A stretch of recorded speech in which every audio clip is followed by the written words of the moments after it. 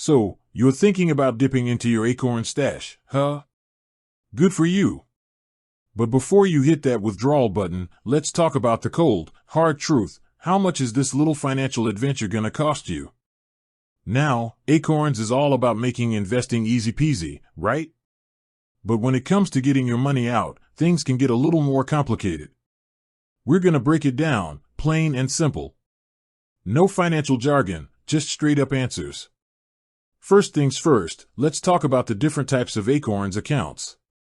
You've got your invest account, which is great for long-term growth. Then there's Later, which is more like a high-yield savings account. And of course, you can't forget about Acorns checking. Each of these has its own rules when it comes to withdrawals. Let's start with Acorns Invest. If you're looking to pull out your original contributions, you're generally good to go. No fees, no fuss.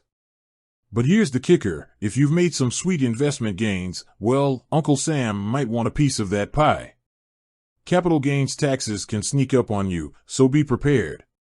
Now, what about those withdrawals from Acorns Later? This is where things get a bit more interesting. While Acorns doesn't charge withdrawal fees, there might be other costs to consider. For instance, if you're withdrawing money before a certain amount of time, you could face early withdrawal penalties.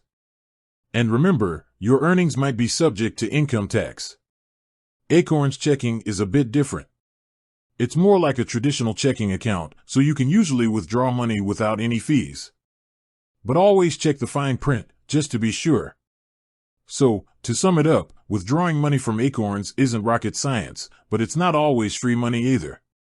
Factors like account type, withdrawal amount, and your investment history can all impact the bottom line.